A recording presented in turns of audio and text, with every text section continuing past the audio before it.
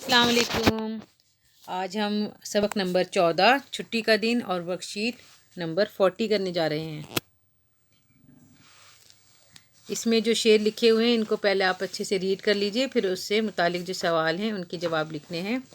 ये वर्कशीट हमारे सामने है और इसमें सवाल जो दिए गए हैं वो आप पढ़ लीजिए। ये मैंने नीचे आपके लिए दोबारा लिखे हैं क्योंकि जो है जितना हम लिखते हैं उतनी ही हमारी राइटिंग अच्छी होती है।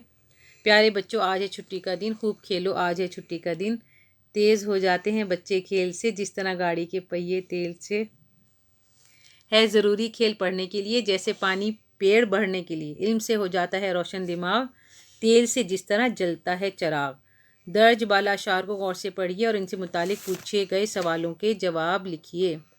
शायर ने इस नज़म में छुट्टी के दिन बच्चों को क्या मशवरा दिया है? जवाब, शायर ने नज़म में छुट्टी के दिन बच्चों को ये मशवरा दिया है कि पूरा हफ्ता पढ़ाई के बाद आज छुट्टी का दिन है तो खूब खेलो ताकि मूड अच्छा हो जाए।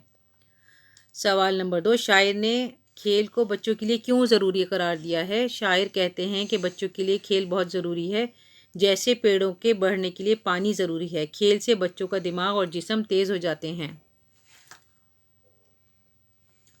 इससे रिलेटेड मुझे एक बात याद आ रही है, वो है ना, healthy body keeps healthy mind.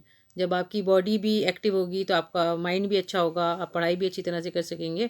सवाल नंबर 3, इल्म से दिमाग किस तरह रोशन होता है? चिराग में जब तेल डाला जाता है तो वो रोशन होता है। इसी तरह दिमाग जितना इल्म हासिल करने, नई नई बातें सीखने में इस्तेमाल किया जाएगा, उतना ही वो रोशन होगा।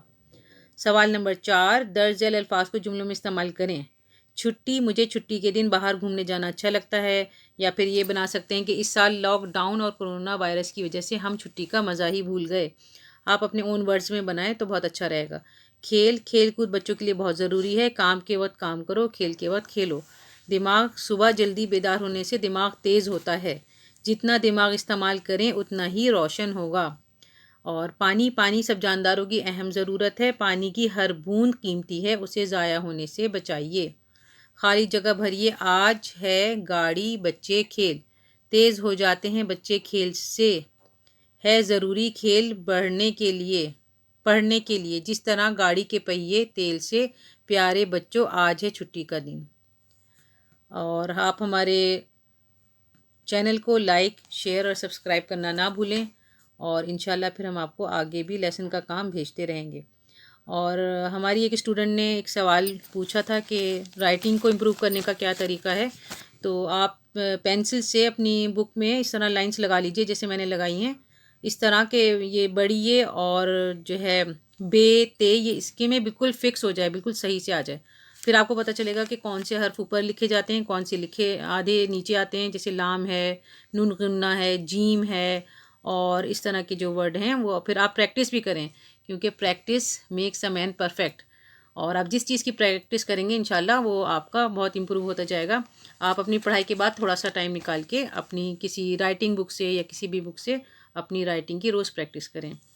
और पेंडिंग जो आपका काम है उसके लिए ये है कि आप साथ साथ लेकर चलें। जो आजकल हो रहा है, आज का काम है, वो वर्कशीट अपनी टीचर को भेज दीजिए, और जो पहले का है उसको भी एक पीछे से ले लें, एक आगे से, इस तरह करके करते रहें तो आप इंशाल्लाह पूरा कर लेंगे।